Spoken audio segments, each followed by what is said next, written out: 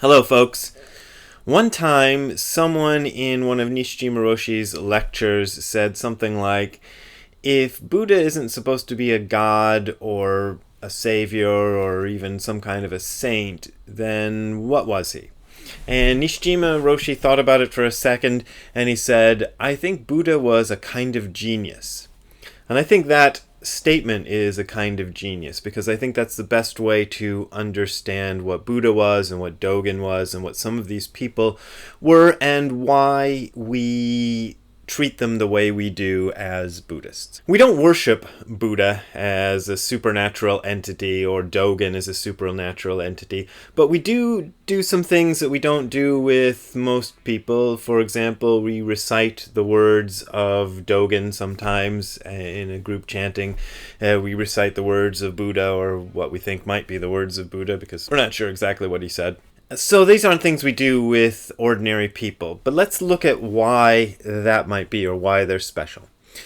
Buddha and Dogen and some of the other people like that were geniuses. It's the same way as you can say that in the realm of understanding physics, Albert Einstein was a genius, or in the realm of playing basketball, LeBron James is a genius. Let's take those examples to start with and see where we can go with that. LeBron James is a person. Albert Einstein was a person. They're not supernatural. They didn't get their powers from God or anything like that. They're people just like us, except they're special people.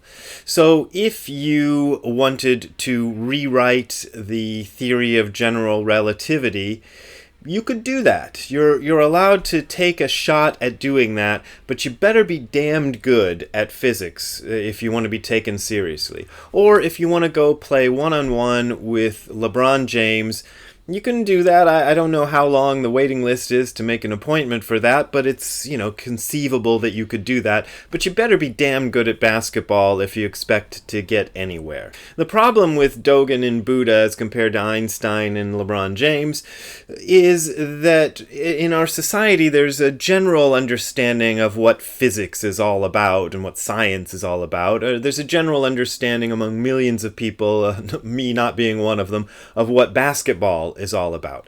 So if somebody tries to challenge Einstein's understanding of physics or LeBron James's ability to play basketball, we can look at what happens when they go head to head and go, oh yeah, they got clobbered.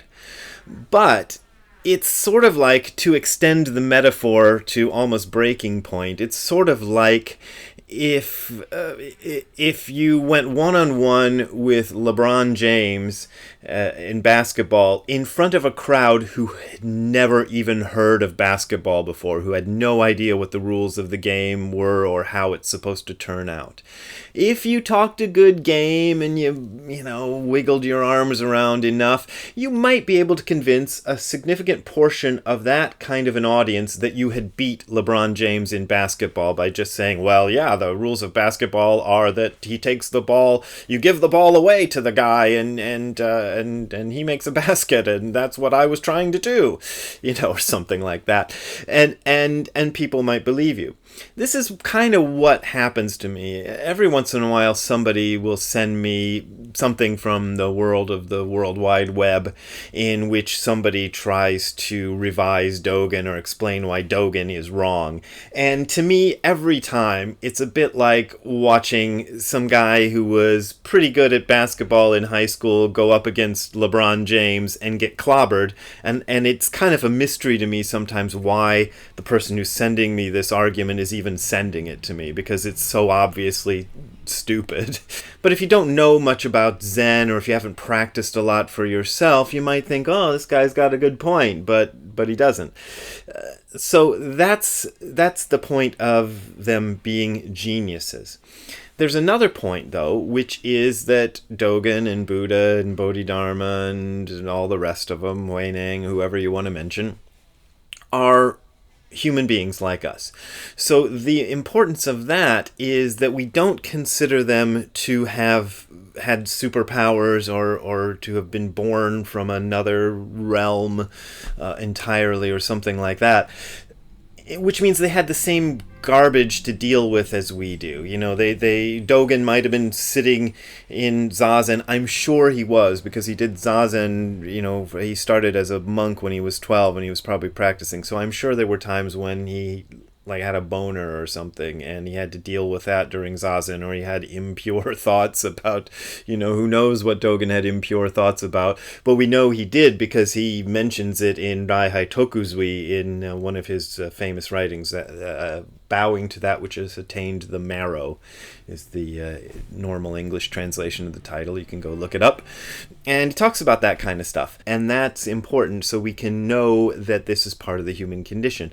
But understanding that these people were geniuses also allows us to say, okay, well, what Dogen said was special, and it's worth studying, it's worth memorizing, just like a physics student might memorize Einstein's theorems, like a basketball player in training would watch videos of LeBron's moves and try to imitate them.